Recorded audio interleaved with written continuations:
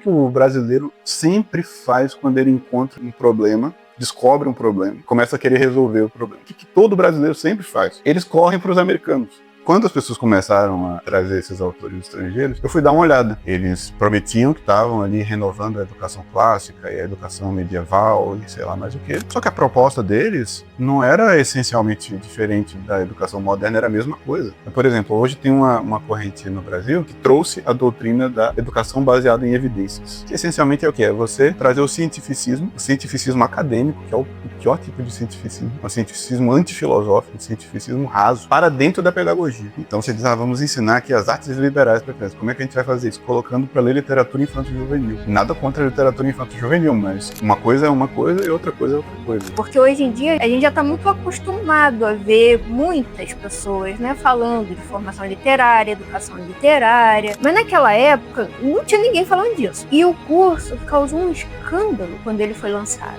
Pessoas falando assim, o Falcão está louco. Como é que ele pode propor que crianças estudem os Lusíadas? Ele está propondo uma maluquice, isso aí nunca vai dar certo, isso aí não é factível. Eu cansei de ouvir isso aí ao longo da vida, que eu sou louco. Uma das coisas que eu mais ouvi. Sim. As pessoas que se dispuseram a fazer o que estava sendo proposto viram que era factível, que tinha como fazer, que dava resultado. Naquele momento a gente tinha uma grande aridez, uma falta de doutrinas e uma grande sede por mudar as coisas. A formação literária da criança assegurou que a gente fizesse algo sólido, em vez de ficar simplesmente macaqueando estrangeiros. Mas agora, tudo o que a gente conquistou corre o risco de ser perdido. A gente começou essa jornada de trabalhar pela pedagogia brasileira, de trabalhar na formação da próxima geração, porque a gente acreditava que isso era possível e que era o certo a se fazer, e não para correr atrás de nomes bonitos ou ficar parecendo legal. O que importa é que a gente consiga resultados que sejam diferentes do que a gente estava tendo até então. Do mesmo jeito que 10 anos depois da formação literária da criança, a gente está vendo a diferença de quem seguiu um caminho rigorosamente e quem foi se deixando levar como uma folha ao vento, daqui a 10 anos a gente vai ver também uma diferença de quem procurou entender esses princípios e de quem ficou só repetindo palavras sem entender. Mas só vai chegar nisso quem fez um esforço de entender, quem está procurando fórmula mágica, e quem fica igual criança, correndo atrás de borboleta, procurando alguma coisa brilhante e se distrai rapidamente, essas pessoas não vão conseguir produzir resultado lá na frente.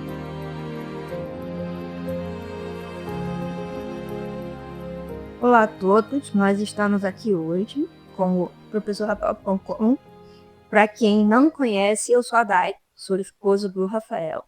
E nós decidimos gravar uma conversa para postar no nosso canal no YouTube, por ocasião da disponibilização do curso A Promoção Literária da Criança, que a gente colocou panfleto no canal esse mês, com todas as aulas e todo o material de apoio, apostila, indicação de texto, tá tudo disponível no YouTube. E a gente resolveu fazer essa conversa para falar um pouco sobre o curso de Formação Literária da Criança e por que a gente está colocando ele agora disponível. Foi um curso que ficou fechado no nosso site, para os nossos alunos, durante muito tempo. E recentemente a gente tirou ele do site e decidiu colocar aberto ao público. E também por conta de uma pergunta que chegou para o Rafael, e passo a palavra para que você reproduza aí qual foi a pergunta.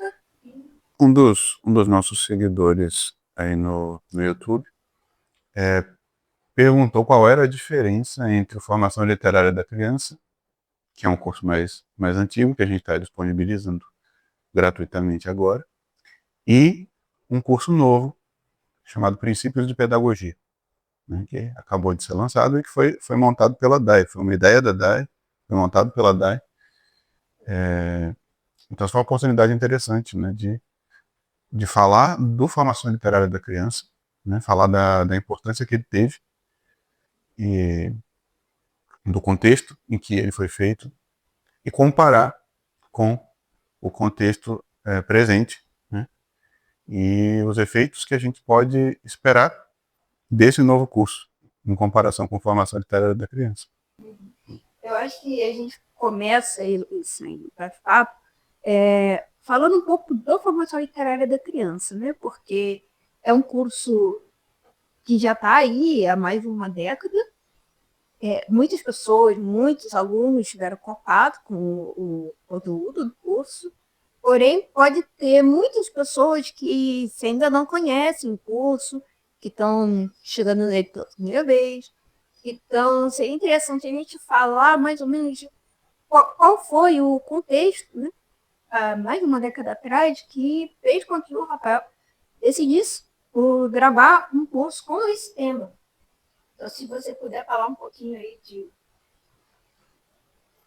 Bom, o que aconteceu é que houve um encontro, né, de duas circunstâncias.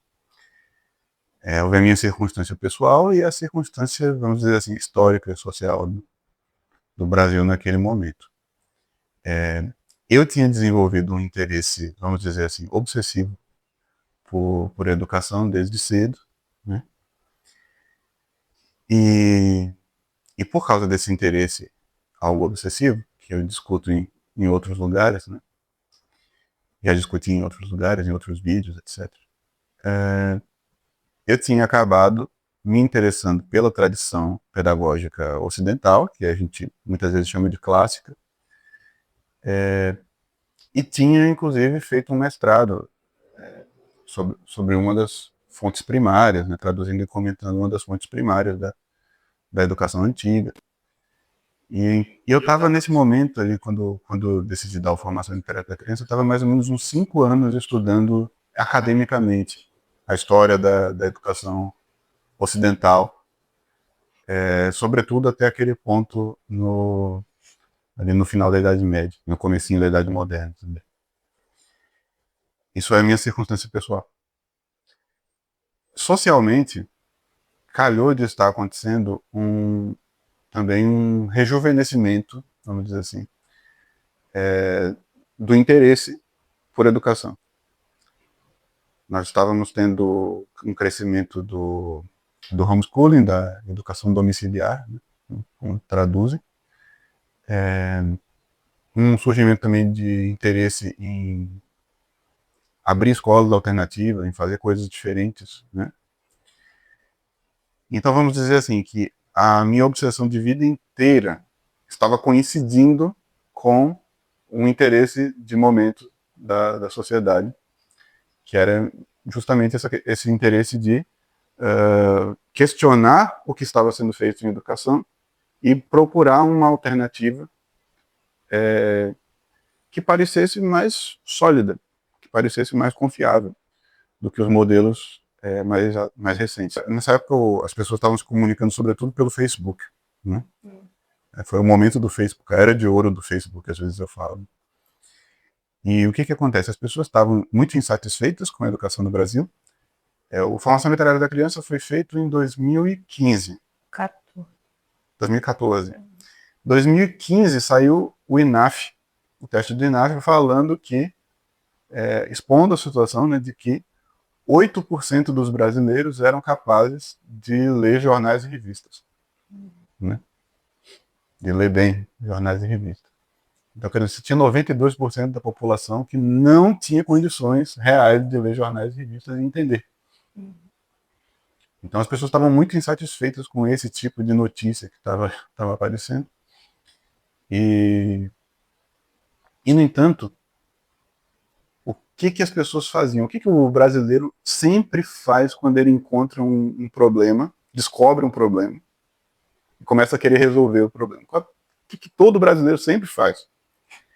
Eles correm para os americanos, né? Alguns anos mais tarde, eu fui olhar os testes internacionais e vi que a situação dos americanos não estava tão boa assim também. Mas os brasileiros geralmente não têm uma percepção disso. Eles estão um pouco melhores do que a gente, mas não tanto assim. Então, a tendência das pessoas era correr para os americanos, como se os americanos tivessem a solução para tudo, né? E então começou uma onda de traduções de livros sobre o Trivium, sobre educação liberal, né? Os Great Books. Surgiram várias pequenas editoras, eu lembro disso, cada uma publicava um americano diferente que estava mais para dentro da sua corrente, né? Então tinha um trivium mais católico, tinha um trivium protestante, tinha um trivium que você não sabia o que era, que estava no meio do caminho. E o que marcava muito nessa época era esse grande influxo, né, de importação. Importação de ideias, de autores, porque estava todo mundo meio no mato sem cachorro, precisava achar uma saída, uma alternativa, e é isso, né? É isso que você falou. A alternativa é olhar para lá e ver, bom, e o que eles estão fazendo lá, uma vez, né? Que os Estados Unidos têm, por natureza, pela própria Constituição ali, várias vertentes pedagógicas convivendo. E aqui no Brasil a gente tinha o MEC, né? Quando as pessoas começaram a trazer esses autores estrangeiros, eu fui dar uma olhada, né? Eu estava obsessivamente estudando essas coisas de fontes primárias, né? Mas não tinha interesse nenhum em movimento americano. Tinha tido interesse pelo Mortimer Adler, né? How to Read a Book, alguns anos atrás. Mas não conhecia esses movimentos mais recentes, esses autores mais recentes, e fui dar uma olhada no que as pessoas estavam lendo. E o que eu achei é que estava faltando muito, né? Estava deixando muito a desejar. Eu senti falta de muita coisa nesses autores americanos.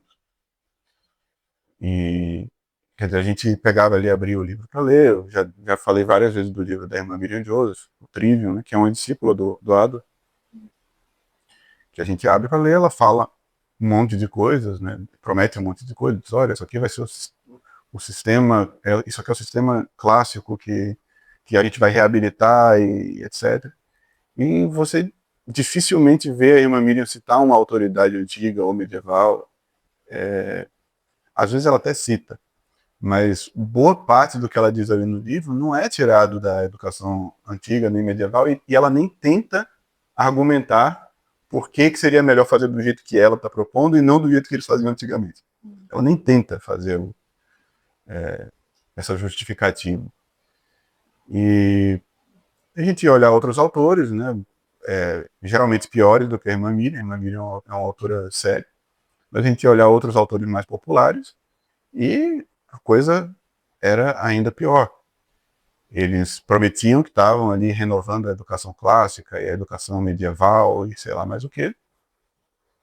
Só que a proposta deles não era essencialmente diferente da educação moderna, era a mesma coisa. Sim, eles estavam fazendo uma troca de nomes, né? Para não ser injusto, vou dizer assim, eles estavam tentando voltar para o que era uns 20 anos atrás. No começo do século. Eles estavam tentando voltar uns 20 anos. Mas não era o que eles estavam prometendo. Eles estavam prometendo que iam voltar para o sistema medieval. E o que eles estavam, na verdade, fazendo era voltar 20 anos. Voltar uma geração. Então eu senti falta de muitas coisas. Eu que conhecia, por exemplo, o Hugo de São Vitor, o Quintiliano, né, autores de outras épocas, eu olhava e dizia, mas isso aqui não tem nada que ver com a proposta deles. Tem, não, 1% deles aqui. Então eu sentia falta do que eu queria. O que eu queria não era aquilo, né? E então me ocorreu a ideia de fazer alguma coisa para introduzir a forma de pensar desses autores antigos nesse movimento pedagógico, nesse movimento de rejuvenescimento pedagógico que estava acontecendo nesse momento. Não esperava nenhum grande sucesso, mas esperava atingir uma parcela de pais homeschoolers, de professores, né, de pedagogos, que de repente estivessem interessados em fazer algo diferente e que fossem capazes de perceber, fossem sensíveis para o fato de que esses autores americanos não estavam resolvendo o problema, eles só estavam tentando frear um processo de corrupção, né, voltando para uma etapa do processo que já se provou insuficiente, que já deu errado. Eles estavam tentando voltar para uma coisa que já deu errado, né? E não estavam tendo o devido interesse por esses autores mais antigos, né? Não estavam, de fato, tentando compreender e reviver de alguma forma, ao menos o espírito desse outro modelo de educação que é tão diferente do nosso. É muito diferente. Bom, então, assim, esse era o contexto, né? Existiam pessoas que estavam muito interessadas em uma nova proposta pedagógica e que estavam batendo cabeça, tentando encontrar uma saída do jeito que parecia ser possível. E aí você veio com essa proposta muito inusitada do curso de Formação Literária da Criança. Acho que seria interessante você contar um pouco também o que te fez chegar a esse nome, porque hoje em dia a gente já está muito acostumado a ver muitas pessoas, né, falando de formação literária, educação literária, mas naquela época não tinha ninguém falando disso. Você chegou com esse termo. Não, ninguém nem se interessava pela ideia de uma educação literária. Sim. Era uma coisa totalmente secundária. Naquela época o que a gente tinha, né, eu vivi tudo aquilo, e o que a gente tinha era um interesse, principalmente por parte dos pais, de colocar as crianças para lerem muitos livros. Então você tinha todo um ambiente assim de compartilhamento de quantos livros o seu filho leu. Aí tinha até uma competição, né? Quando meu filho leu 30 livros por ano, o meu leu 40. Tinha contagem de páginas. Tinha contagem de páginas, tinha fichamento. Então, os livros que estavam sendo oferecidos para as crianças eram, em grande parte, livros que estavam sendo traduzidos, estavam sendo trazidos para o Brasil, né, por meio de traduções de livros americanos, ingleses, que tem uma vasta literatura infanto-juvenil, é inegável, eles têm muita coisa, e as crianças estavam lendo literatura de entretenimento, compatível com a idade delas, dentro do perfil conservador, católico, mas tradução, né? Estavam lendo muita tradução, muito livro em prosa, todos os livros eram em prosa absolutamente. Então, assim, isso era mais próximo que a gente tinha de uma ideia de literatura nessa época. O pessoal da educação liberal americana, né, é muito influenciados quando não faz parte estrita do movimento dos Great Books. Então você diz, vamos ensinar aqui as artes liberais para crianças. Como é que a gente vai fazer isso? Colocando para ler literatura infanto-juvenil. Nada contra a literatura infanto-juvenil, mas uma coisa é uma coisa e outra coisa é outra coisa, né? Então havia uma imensa confusão entre uma educação propriamente dita e simplesmente a exposição a uma literatura, digamos assim, de qualidade linguística um pouco superior à média. Porque não vou nem dizer que os livros eram todos muito bons. Os americanos têm, a língua inglesa, de forma geral, ela tem alguns clássicos infanto-juvenis, que são respeitáveis. Mas nessas listas de livros aí da educação liberal tem muita coisa que não é isso tudo. Até porque eles parecem prezar muito pela quantidade. Então, em vez de ler bem alguns poucos livros, eles preferem ler dezenas de livros, e dessas dezenas de livros, a maioria não tem muita qualidade mesmo. E tinha uma outra corrente também que prosperava até certo ponto, que era uma corrente cientificista, inclusive entre os conservadores. Por quê? Porque tinha uma galera que voltava para o século XIX. Eles diziam, não, vamos voltar para quando a educação era boa. Quando que a educação era boa? No século XIX. E a educação do século XIX era cientificista, quando não positivista, né? E hoje em dia eu uso bastante o termo, enciclopédica. Quer dizer, o negócio era você memorizar um monte de fatos. Isso aí é que ia deixar as crianças inteligentes. E aí a gente repete, né? O século XIX foi o que deu aqui. Né? A educação deles não os salvou. Né? A educação deles os trouxe exatamente para onde a gente está agora. Então, voltar para o século XIX é só voltar para o início da história, digamos assim, para o início da tragédia. Não é resolver o problema. Tinha o pessoal da leitura em grande quantidade, tinha o pessoal da memorização de muitos fatos científicos, né? A literatura era completamente desprezada. Se a gente fala de literatura em sentido estrito, era completamente desprezada. Era considerada como que um adereço, um ornamento para você colocar por cima, um verniz, né? E uma das características da verdadeira tradição pedagógica ocidental, que a gente pode conferir em qualquer autor, em qualquer época, até o final da Idade Moderna, até o começo da Idade Contemporânea, isso ainda persistiu. O que era? Que a literatura era a base da educação. Então, quer dizer, todo esse pessoal estava indo na contramão da tradição clássica. Eles estavam lá querendo estudar geometria, metafísica, às vezes, né? Com crianças pequenas,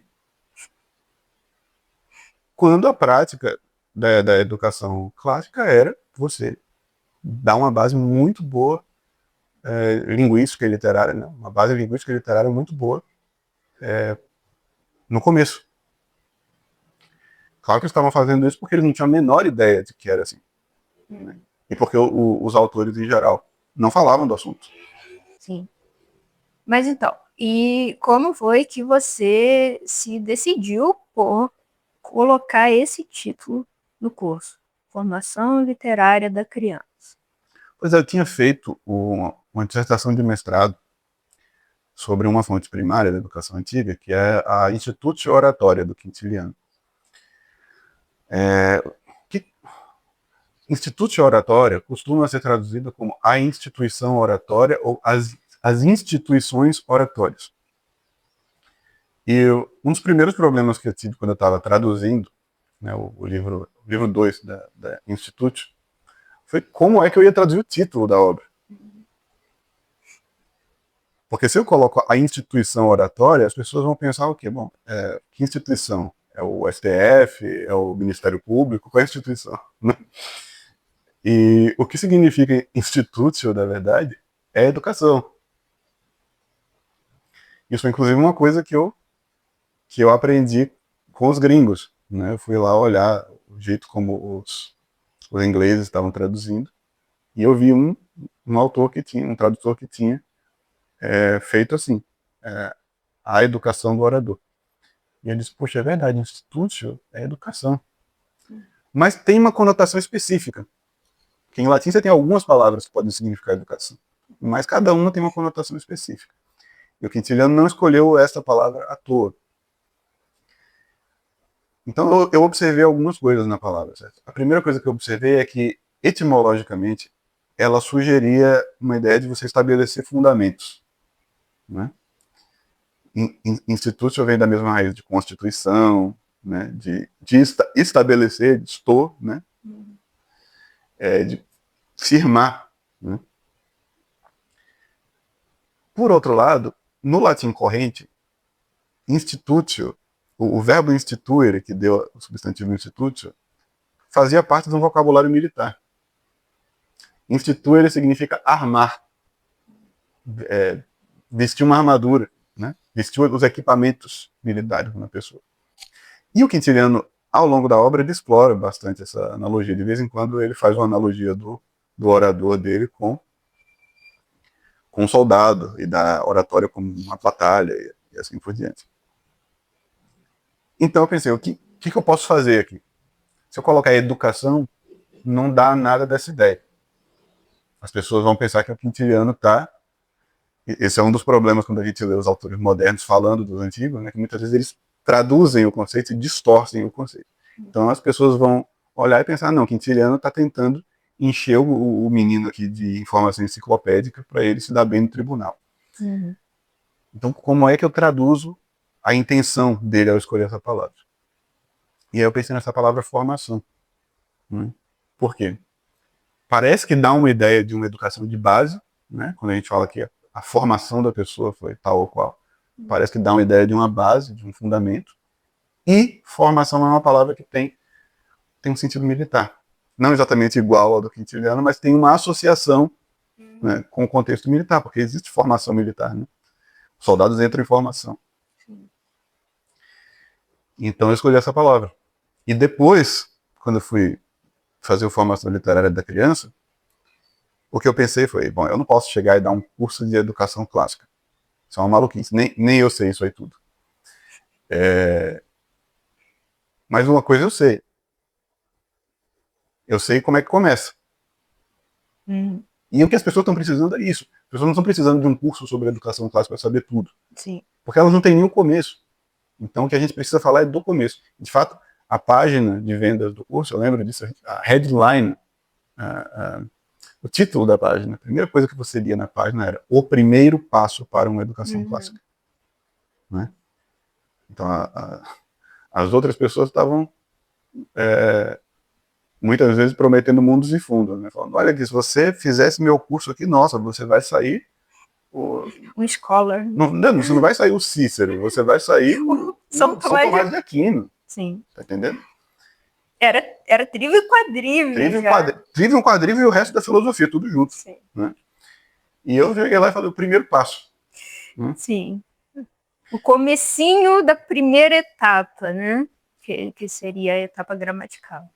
Então, e no Trivium você tem 3 etapas, né? Gramática, retórica e dialética. Sim. E a primeira etapa seria a gramática. Só que quando você fala gramática, as pessoas pensam no professor Pasquale. Sim. Né? Talvez eu adoro o professor Pasquale, sim. Talvez hoje em dia nem tanto, porque, né, a gente já tem um histórico aí, mas naquela época, gramática era diretamente associado com o professor Pasquale. Quer dizer, a questão era o método de você escrever corretamente. Sim.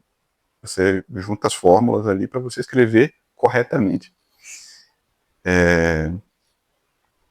Essa mesma noção de escrever corretamente na antiguidade não existia. Essa noção que a gente tem de escrever corretamente na antiguidade não existia.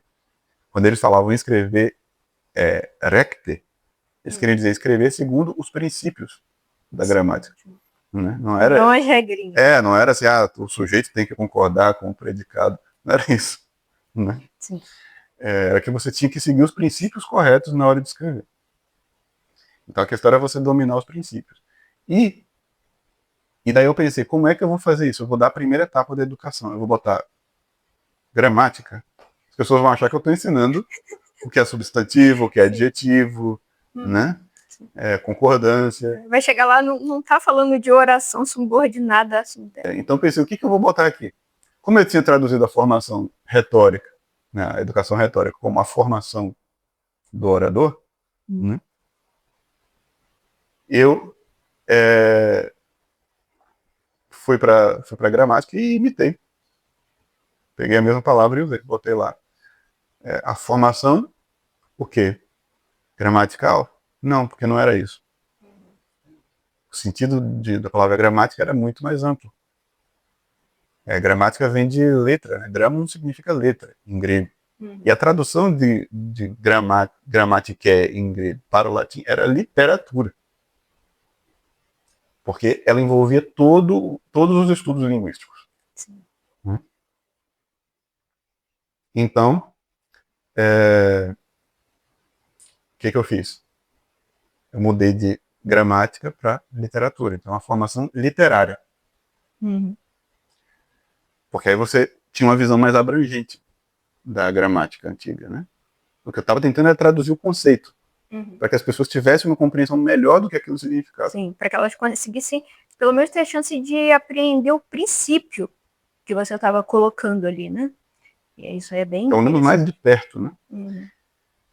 Então, a ideia de formação literária foi isso, uma tentativa de traduzir o conceito de gramática antigo para o português moderno, sem causar confusão nas pessoas. Né? E por que da criança? Porque aconteceu foi o seguinte, eu pensei, bom, eu vou dar um curso sobre a primeira etapa do Trivium. Só que a primeira etapa do Trivium é estudo linguístico e literário. Sim. Na época, todo mundo só queria saber de filosofia. Ninguém queria saber de literatura. Então eu pensei, não vai ter um adulto querendo fazer esse curso. As únicas pessoas que vão ter algum interesse em dar uma formação de base vão ser os pais e professores. Então, eu apelei para o público de pais e professores. Eu botei da criança, né, porque eu sabia que isso ia atrair pais e professores que eram pessoas que estavam interessadas numa formação de base. Porque se fosse para os adultos, ali da minha geração, né, eles não queriam uma formação de base. Sim. Eles já tinham, supostamente. Sim. Nessa época... Todo mundo se achava muito bem educado, ninguém precisava de uma formação de base. Né? Depois veio o INAF falar que eu só 8% que conseguia ler, mas naquela época todo mundo se achava gênio. Né? Que aí tem o efeito Dunning-Kruger. Né? Quanto menos o sujeito sabe, mais ele acha que ele sabe. Então, eu falei, ó, os adultos não tem mais jeito. Vamos nas crianças. É o que dá pra gente trabalhar. Os adultos não querem formação de base. Uhum.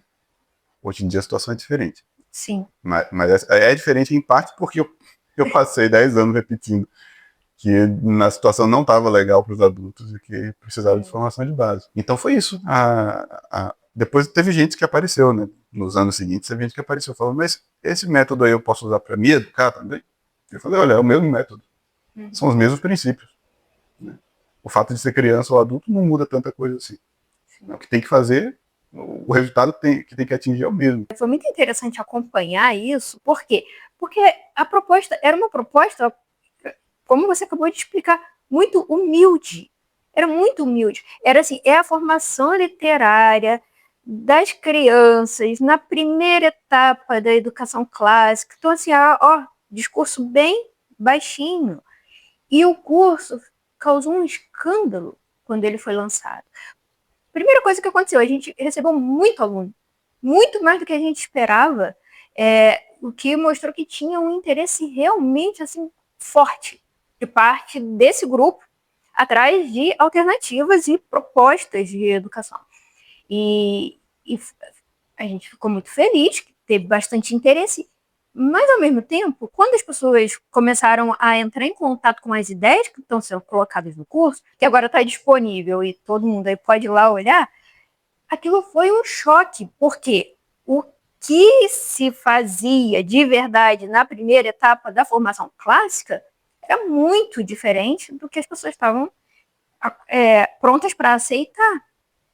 Então, por exemplo, se você está chegando aqui agora, já tem aí mais de uma década que tem todo um movimento se desenvolvendo dentro do ambiente pedagógico brasileiro. Então, você provavelmente já ouviu falar da importância do uso de poesia em educação infantil, a importância da memorização, da recitação, de você estudar textos originais, escritos em português. Você já deve ter ouvido falar de Cecília Meirelles, Olavo Bilac, Camões. Naquela época, isso era tudo novidade, eram ideias disruptivas. As pessoas não tinham entrado ainda em contato com esses conceitos. E, enfim, né, teve situações interessantíssimas, porque olhando hoje, né, depois de tanto tempo, fica ainda mais... dá pra gente ver um pouco mais o contraste, que era pessoas falando assim, o Falcão está louco. Como é que ele pode propor que crianças estudem os Lusíadas? Eu cansei de ouvir isso aí ao longo da vida, que eu sou louco. Isso aí é uma das coisas que eu mais ouvi. Sim. Então, assim, só para vocês sentirem qual era o clima, né? Era aquela coisa assim, esse cara é louco, ele está propondo uma maluquice, isso aí nunca vai dar certo, isso aí não é factível. Estudar poesia com criança não é factível. E então, aí... Na opinião das pessoas, tinha que ser literatura infantil. Tudo tinha que ser infantil. Né? E infantil queria dizer de péssima qualidade, normalmente. Né? Tudo adaptado, né? Sim. Tinha muito essa ideia de, nós temos que dar os clássicos adaptados. São os clássicos ingleses, franceses, traduzidos e adaptados. Exatamente. Sim. Então tem vários desses princípios, né, que entraram no pensamento das pessoas, de forma geral, assim, por meio de alunos meus, inclusive, né, porque saíram alunos do curso e deram seus próprios cursos. E tinha uma outra corrente, né? Tinha uma corrente que era essa de ler a literatura de entretenimento em grande quantidade, né? E que isso aí seria mais ou menos educação infanto-juvenil. E tinha uma outra corrente que ia mais para o lado do cientificismo, né? Que era um pessoal que estava querendo voltar mais para o século XIX. Né? E tudo isso mostra o que seria a pedagogia alternativa, vamos dizer assim, do Brasil hoje, se a formação literária da criança não existisse. O que ia acontecer? Eles iam pegar esses autores gringos, né, esses autores americanos, sobretudo, e iam introduzir sem nenhuma nenhuma adaptação, né? Iam simplesmente introduzir esse material aqui e iam criar umas escolas que, vamos dizer assim, seriam uma caricatura de uma international school, né? Uhum. Seria uma international school, só que mal feita. Uhum. E a gente continuaria tendo os mesmos problemas de leitura, os mesmos problemas de interpretação de textos, e, portanto, todos os outros problemas que vêm depois disso. Tudo isso continuaria existindo. O que a formação literária da criança criou foi uma comunidade de professores que resistiram a estas importações mal feitas, né? Uhum. Porque eles absorveram algumas bases, alguns princípios, né, fundamentais, e disseram, não, educação tem que começar pela linguagem, não pode ser esse negócio cientificista, enciclopédico. Linguagem quer dizer, tem que ser a língua portuguesa, com os melhores autores da língua portuguesa, não é autor meia boca, só quer criança. Né? Autor meia boca, ela lê sozinho. Aqui, dentro da educação, dentro da escola, dentro do curso que ela está fazendo, ela vai ter ajuda para ler esse autor. Sim, isso foi uma coisa muito interessante que você introduziu, essa ideia, né, nesse curso. Que uma coisa é o que a criança vai ler para se divertir, para ter acesso a informações interessantes, e outra coisa é o corpus, o que ela vai estudar na escola com mediação do professor, que é alguém que está capacitado para fazer a leitura daquele texto junto com ela. Né? Porque é aquilo também, né? As pessoas, você é louco porque você está propondo dar um soneto de Camões para as crianças, está propondo ler e memorizar e recitar o primeiro livro dos Lusíadas. Mas peraí, ali no curso está mostrando o que você vai precisar para fazer isso. A minha preocupação central na formação literária da criança é a gente tem que formar as crianças no método clássico, mas não tem ninguém formado no método clássico. Uhum. Então a gente precisa fazer a formação do professor enquanto ele está formando o aluno. Então eu estruturei um sistema para que isso pudesse acontecer. Como a gente estava falando do primeiro nível da educação clássica, me pareceu que seria viável fazer isso. Que o professor poderia ir se formando ao mesmo tempo que ele está formando o aluno. Porque o adulto tem uma superioridade natural em relação à criança. Uhum. Então, teria uma diferença entre os dois. Sim. Né? E me parece que em boa parte dos casos deu certo. Foi muito legal acompanhar isso também, né? Porque as pessoas que se dispuseram a fazer o que estava sendo proposto viram que era factível, que tinha como fazer, que dava resultados, os resultados vinham rápido nesse começo da educação. A criança começava realmente a conseguir ler, entender o que estava lendo, interpretar texto, e você percebia uma modificação ali, não só na criança, mas no pai e no professor que estava passando pelo mesmo caminho pedagógico. Então, muitas pessoas que fizeram o curso, elas se sentiram prontas para produzir seus próprios materiais. Então, elas começaram a fazer, peraí, eu já sei mais ou menos o que é que tem que fazer, então eu vou começar a fazer um material que realize isso que está sendo proposto. Uma coisa que acontecia bastante é que as pessoas iam para o curso esperando pouco. Porque é só formação literária, mas ainda tem a matemática, a científica, né, e tudo mais.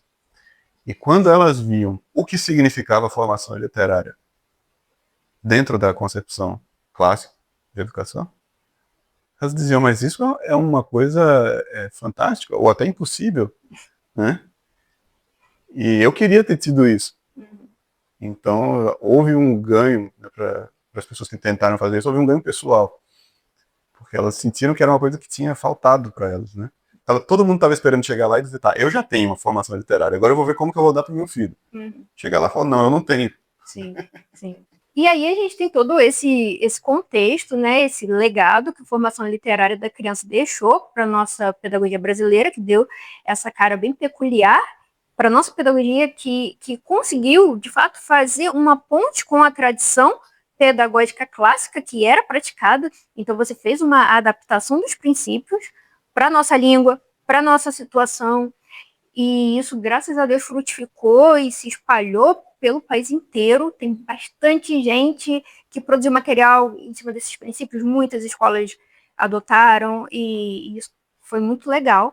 Porém, agora a gente está num novo momento, né? Já se passou aí mais de uma década, E esse é um momento que continua sendo uma efervescência pedagógica no país, mas tem uma cara um pouco diferente. Você pode falar um pouco disso?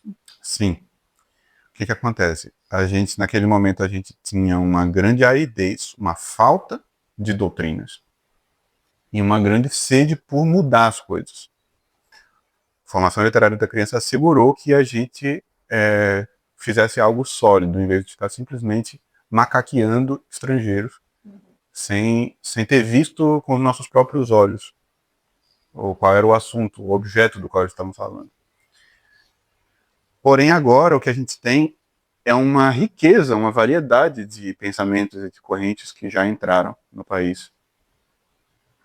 E essas correntes estão em disputa, claro, umas com as outras, porém, a atitude da maioria dos pedagogos, dos coordenadores de escolas, coordenadores pedagógicos, é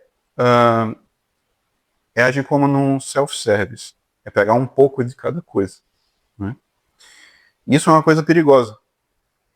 É perigoso porque a formação literária da criança ele teve uma influência grande por causa do momento em que eu fiz. Porque não tinha mais muita coisa. As propostas estrangeiras, por exemplo, não tinham chegado completamente no Brasil. Então ele acabou tendo uma influência muito grande circunstancialmente. Mas agora, tudo o que a gente conquistou corre o risco de ser perdido. Porque na medida em que essas doutrinas estranhas vão sendo introjetadas nas escolas, né, ou nas aulas particulares dos professores que antes estavam dando a formação literária, aquele método vai perdendo a eficácia. Porque muitas vezes os diretores de escola, os professores, não percebem que ao adotar práticas de uma doutrina alheia, de uma doutrina estranha, né, eles podem estar prejudicando os resultados do método anterior, do método que eles tinham adotado anteriormente. Por exemplo, hoje tem uma corrente no Brasil que fala que trouxe a doutrina da educação baseada em evidências. Certo? Que essencialmente é o que? É você trazer o cientificismo acadêmico, que é o pior tipo de cientificismo, né? Um cientificismo antifilosófico, um cientificismo raso, né? Para dentro da pedagogia. Qual é o problema fundamental da educação baseada em evidências? Que a ciência moderna não tem instrumentos cognitivos para entender o que é inteligência. Não existe nenhum cientista sério no mundo que afirme que ele sabe o que é inteligência. Eles não têm instrumentos filosóficos para isso. O que eles têm são instrumentos laboratoriais, né? Que mede sinapse. Você só consegue medir o que você já entende. Sim. Faz algumas estatísticas, né? Então eles conseguem medir se a pessoa está fazendo conta mais rápido ou menos rápido. Isso eles conseguem medir. Sim. Mas isso aí não mede o quanto que a pessoa entendeu a matemática. Certo? Então, quando eles tentam fazer essas mensurações, é arbitrário. Eles estabelecem um critério arbitrário. Eles não são filósofos. E o grande problema do cientificismo, no fim das contas, é que ele troca a inteligência humana por um modelo. Né? Um modelo que foi estabelecido mais ou menos arbitrariamente. Sim. Então a gente vai fazer o quê? Vai pegar essa doutrina cientificista e vai introjetá-lo num ambiente que estava sendo regulado por uma perspectiva clássica, tradicional de educação. Ora, do ponto de vista da ciência, literatura não serve para nada. Eles não têm uma forma de medir o quanto que a literatura muda. Até tem uma pesquisa, né? Eu lembro de uma pesquisa que ler mais afeta o seu cérebro de tal ou qual forma. É isso que eles conseguem fazer, mas eles não conseguem medir a qualidade de uma obra literária. Qual o critério científico para medir a qualidade de uma obra literária? Né? E é por isso que o ChatGPT, por exemplo, não consegue avaliar a literatura, não consegue produzir literatura de boa qualidade. Ele só consegue imitar. É uma imitação mal feita, sempre, sempre. Você pede para o ChatGPT escrever um poema, por exemplo. Sempre é aquela coisa ridícula, patética, de tão formalista, né? Aquelas rimas fáceis. É coisa de plástico, né? Isso daí também é interessante, por quê? Porque isso dá uma oportunidade para a gente falar um pouquinho do valor da linguagem. Porque quando você está falando da formação da inteligência de um ser humano, você acaba tendo que recorrer a princípios filosóficos para você entender o que é inteligência. A inteligência que está sendo proposta por esses meios científicos, ela é uma inteligência mensurável, sináptica, quanto que o cérebro, quantos neurônios tem no cérebro, quanto que esses neurônios estão conseguindo fazer ligações, tudo isso. E inclusive, assim, no curso de grau de letramento, você mostrou ali como que a inteligência humana está baseada na linguagem, o seu primeiro estágio de desenvolvimento, ela está sobre uma base material, que é a base linguística, e como que isso dialoga com a pedagogia clássica, que seguia esse mesmo princípio.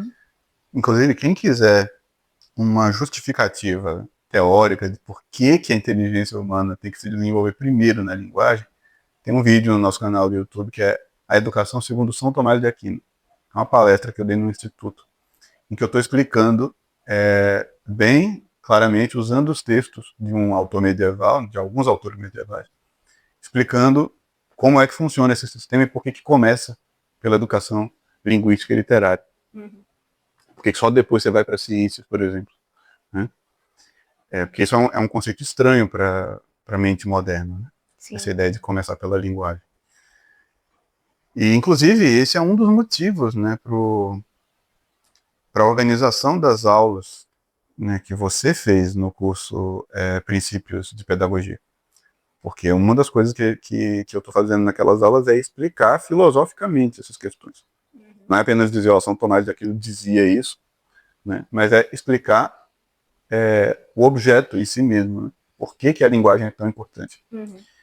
Agora, que a coisa funciona, a gente sabe pela prática histórica, né? Porque a ciência, por exemplo, ela isola o sujeito num laboratório, vamos dizer, e mede um aspecto dele. Uhum. Mas a gente tem uma coisa chamada história. A gente tem pessoas que foram produzidas por esse sistema. Uhum. Né? Essas pessoas são muito diferentes das que são produzidas hoje. Sim. Né? Então isso é muito melhor do que o que a ciência moderna tem a oferecer. Sim, é uma concepção muito mais profunda e abrangente da natureza humana e com muito mais condição de desenvolver essa natureza, né? Naquilo que ela tem de próprio. Porque não está reduzindo a um aspecto só dela para poder medir. Sim. Né? E o que vai acontecer agora é o seguinte: como a gente tem uma grande variedade de doutrinas, né, e algumas nacionais legítimas, o que não significa que são boas, e outras estrangeiras que também não significa que sejam boas, e muito menos compatíveis com a tradição clássica, o que a gente vai ter é uma salada pedagógica. A maioria das pessoas que trabalham com a educação vai misturar as coisas porque eles não percebem que elas são contraditórias. Uhum. Porque eles não entendem os princípios. Eles aprenderam um método. Eles foram lá na formação literária da criança e aprenderam um método. Mas eles não entenderam filosoficamente por que tem que ser daquele jeito. E disso resulta que eles vão misturando coisas contraditórias. Né? O resultado disso é que, no fim das contas, lá na frente, a maioria dessas escolas, se não todas, né, vão acabar mostrando uma grande falta de substância. Quer dizer, hoje ainda dá para a gente se enganar com palavras bonitas. Mas depois de um tempo começa a transparecer que os resultados não estão refletindo as nossas palavras. E essa é a importância do curso que você organizou, do Princípios de Pedagogia. A gente queria comparar a formação literária da criança com o Princípios de Pedagogia. A formação literária da criança criou uma pedagogia autenticamente nacional no meio, né, da educação clássica. A gente tem uma educação clássica com uma cara brasileira. Uhum. E, sob certo aspecto, melhor do que o estrangeiro. Sim. Né? Com mais vitalidade, com mais substância do que o estrangeiro. Isso nos protegeu de entrar num círculo vicioso, de ficar repetindo essa imitação de americanos que não dá em nada. Uhum. Este curso agora vai ter uma importância histórica semelhante, né? Ou melhor, análoga. Porque o que a gente precisa no momento é de princípios. A gente precisa que as pessoas entendam o que elas estão fazendo. Uhum. Para que elas não se confundam e não misturem coisas. Sim, para que elas possam ter discernimento, né? Na hora que você está ali tendo que tomar uma decisão pedagógica, independente se você é pai, se você é coordenador de colégio, você está tendo que decidir. Você saiba quais critérios usar para escolher uma coisa ou outra, para produzir um material, para fazer uma adaptação, para fazer uma formação de professor, para você ter os fundamentos e saber para onde é que você está querendo ir, né? É uma coisa que eu ouço muito de diretor de escola. É assim, não, eu não entendo nada de pedagogia. Eu digo, bom, se você não entende, alguém precisa entender. Sim. Né? Então você precisa ter um coordenador pedagógico que entenda. E você precisa simplesmente obedecer essa pessoa. Você não tem como é que você vai tomar decisões pedagógicas se você não entende nada de pedagogia? Precisa ter alguém que entenda. Né? Esse alguém, por sua vez, tem que estudar esses princípios. Ele tem que ter uma compreensão profunda do que ele está fazendo. Porque na hora que ele for escolher inserir um material diferente, na hora que ele for escolher adaptar um determinado material, ele vai ter que saber como fazer isso. Sim. Ele vai ter que saber que direção seguir. E isso daí já vai levando a gente para o final da nossa conversa, né? Em que a gente tem aí agora esse cenário. Acredito que ficou claro para quem está assistindo e que estava seguindo nesse caminho, mas não tinha ainda essa visão de contexto. O que aconteceu ali mais de 10 anos atrás, com a introdução de formação literária, e o que a gente tem aí para frente, porque a gente começou essa jornada, né, de trabalhar pela pedagogia brasileira, de trabalhar na formação da próxima geração, porque a gente acreditava que isso era possível e que era o certo a se fazer, e não para correr atrás de nomes bonitos ou ficar parecendo legal. O que importa é que a gente consiga resultados que sejam diferentes do que a gente estava tendo até então. Que a gente consiga realmente dar para essas crianças e para nós mesmos no meio do caminho uma formação que nos traga a uma situação de desenvolvimento da inteligência, de mais capacidade de entendimento, porque isso muda não só a nossa vida pessoal, mas muda todo o cenário social em torno, né? Exatamente. E daqui a 10 anos a gente vai ver, do mesmo jeito que 10 anos depois da formação literária da criança, a gente está vendo a diferença de quem seguiu um caminho rigorosamente e quem foi se deixando levar como uma folha ao vento. Daqui a 10 anos a gente vai ver também uma diferença de quem procurou entender esses princípios e de quem ficou só repetindo palavras sem entender. Porque quem de fato compreendeu o que estava fazendo e seguiu uma ordem ao longo da próxima década, né, vai ter resultados substanciosos. Não vai ser impressionante no começo. No começo, o que é impressionante é botar a criança para memorizar fatos científicos. Né? O que é impressionante é a criança fazer conta rápido. O que é impressionante é a criança ler muito, ler grande quantidade de páginas. Isso é o que impressiona no começo. Mas lá na frente, essa criança vai ser um ogro que memorizou um monte de coisas.